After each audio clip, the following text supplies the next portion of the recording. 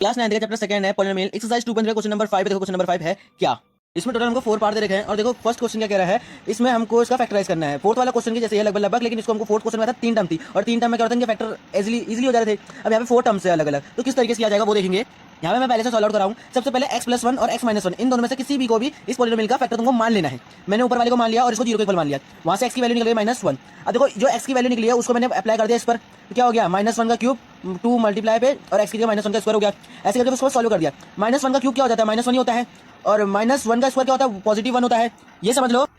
इस तरीके से अगर किसी की भी पावर अगर ऑड नंबर में जैसे 3, 5, 7 तो उन पे पीछे जो भी साइन लगा जैसे माइनस या प्लस साइन वही उतरेगा। अगर प्लस होगा तो प्लस ही उतरेगा, माइनस है तो माइनस ही उतरेगा।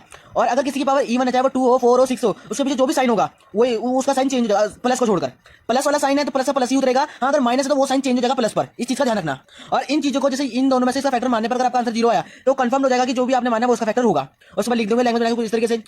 इसको इससे कर देना है डिवाइड। उसके बाद देखो इस डिवाइड से आपको घबराना नहीं है। जिन बच्चों को इस डिवाइड में दिक्कत आ रही है मैं इसके लिए एक अलग से शॉर्ट वीडियो दूंगा किस तरीके से करता है, और वैसे मैं इसमें भी समझा दे रहा हूँ। देखो x+1 है, यहाँ पे x3, यहाँ पे ये सारे लिखे। सबसे पहले एक ही टर्म मान लेनी है, ठीक है। और वैसे अगर आप यहाँ पे ध्यान दे रहे होगे ना, जैसे यहाँ पे 2 टर्म है ना, तो यहाँ पे भी 2 ही टर्म चलते हुए आ रही है।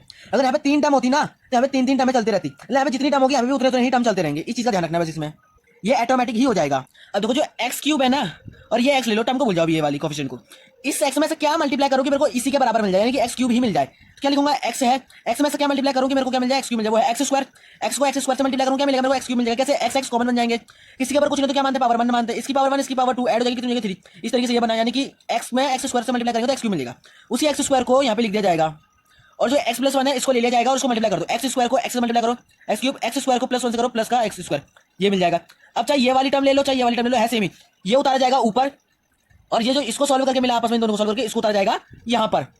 अब जैसे ये मिला, अब नॉर्मल डिवाइड क्या करते हैं, सेपरेट कर देंगे। जो भी यहाँ पे साइन होगा उसको चेंज कर देंगे। यहाँ पे क्या था, ये दोनों ही प्लस के हैं, प्लस के तो यहाँ पे जाके माइनस हो जाएंगे। यहाँ पे जब लिखेंगे तो माइनस साइन कर देंगे, माइनस ये प्लस है तो ये भी माइनस। अब सेपरेट कर दो, सेम है कट जाएगा। ये माइनस का ये भी माइनस का है, माइनस माइनस प्लस हो गए। 2x² तो x², 3x² किसका माइनस का, क्योंकि माइनस की टर्म बढ़ी है। ये माइनस x को उतारा जाएगा क्योंकि यहाँ पे दो की टर्म चलते आ रही है, तो इसलिए यहाँ पे सिर्फ 2 ही टर्म रखेंगे। सेम ऐसे करेंगे। यहाँ पे अब जो ये मिला है उसको लिख देंगे यहाँ पे इन दोनों को मल्टीप्लाई करो। इससे मुझे कुछ नहीं तो क्या बनेगा, 1 बनेगा। 1 को 2 से मल्टीप्लाई करेंगे क्या बनेगा, 2 बनेगा। 2 के फैक्टर क्या बन जाते हैं, ये मिल जाएंगे। ये सब 2 के उसमें आ जाते हैं। अब इनको प्लस करके देखो, माइनस करके देखो क्या मिल जाएगा, वो माइनस का 3 मिल जाए। s को छोड़ दो अभी। अगर माइनस करेंगे दोनों को तो -1 मिलेगा, ये तो नहीं है।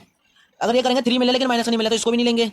ये है जिसको हमको -3 मिला तो इसको लेंगे। लेकिन यहाँ पे देखो इसको एज इट इज उतारा है ये पूरे को। अब यहाँ पे मैं इसको एज इट इज नहीं उतारूंगा, नंबर सेम उतारेंगे, जो साइन है ना वो चेंज हो जाएंगे। माइनस तो प्लस हो जाएगा देखो यहाँ पे, क्योंकि अगर जब इनको मैं यहाँ से मल्टीप्लाई करूंगा तो यहाँ पे फिर मेरे को क्या है, ये इसी फॉर्म में मिलेंगे दोनों माइनस के, जिससे मैं 3 ऐड करके मेरे को -3x मिल जाएगा।